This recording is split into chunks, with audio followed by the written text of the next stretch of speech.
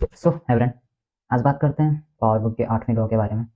Make others people come to you, use weight if necessary. Weight का मतलब आप समझ सकते हो, किसी को जो है इतना ज़्यादा फोर्स कर देना कि उसकी खोपड़ी खराब हो जाए, समझ रहे हो।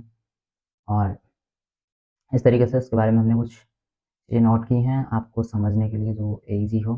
ठीक है, दैट्स इट। सो हम देख सकते हैं कि the one who has control has power. इस चीज़ को हम समझ सकते हैं कि क्या होगा when you make other people come to you, you suddenly become the one controlling the situation। समझ रहे हो, जब आप किसी को जो है इतना ज़्यादा वो कर देते हैं, उकसा देते हैं, या फिर आपके पास इतनी ज़्यादा पावर है कि लोग आपके पास आ रहे हैं किसी भी रीजन से आर्ग्यूमेंट कर रहे हैं या कोई डिस्कस कर रहे हैं, so you have power and the one who has control has power. जिसके पास कंट्रोल है उसी के पास पावर है। एंड उसके बाद क्या होता है कि the most effective action is to stay back, keep calm and let others be frustrated by the traps you lay for them.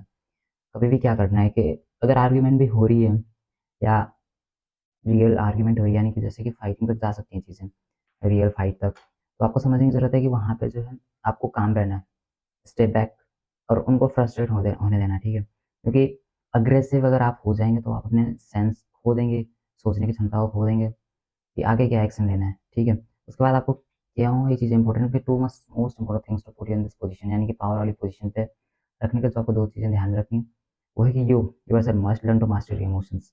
ये कितनी इंपॉर्टेंट चीज़ आप समझ सकते हैं कि अपने इमोशन को मास्टर करना कितना कितना इंपॉर्टेंट है। मतलब आप हर फील्ड में इसकी वजह से बहुत अच्छा कर सकते हैं, समझ रहे हो? अगर आप अपने इमोशन को मास्टर कर रहे हो, आपको पता है कहाँ पे एंग्री होना है, कहाँ पे नहीं होना है, आपको पता है कहाँ पे काम रहना है, कहाँ पे क्या करना है। अगर आपने अपने इमोशन को कंट्रोल कर लिया, दैट्स समझ रहे हो, that's the most important thing. उसके बाद and never to be influenced by anger. Anger सबसे बेकार चीज़ है, ये आपके काम बिगाड़ देगी और कुछ नहीं। एंड दूसरी चीज़ आप समझ सकते हैं कि when you make your opponent come to you, you create the illusion that he is controlling the situation and he does not feel the stings that pull him. ये समझने की ज़रूरत है कि जब आपका अपोनेंट आपके पास आएगा, उसे लग रहा है कि नहीं पावर इसके पास है, सिचुएशन को कंट्रोल वो कर रहा है, लेकिन एक्चुअल में आप कर रहे हो।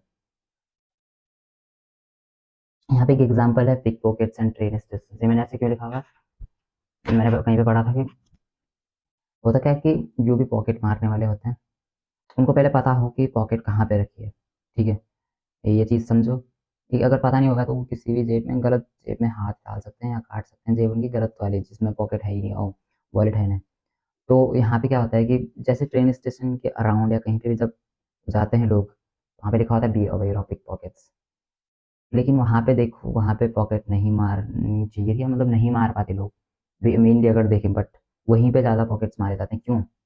क्योंकि जैसे वो पढ़ते हैं be aware of pick pockets, लोग अपनी पॉकेट्स जो चेक करने लग जाते हैं कि वहीं पे है और वॉलेट वगैरह।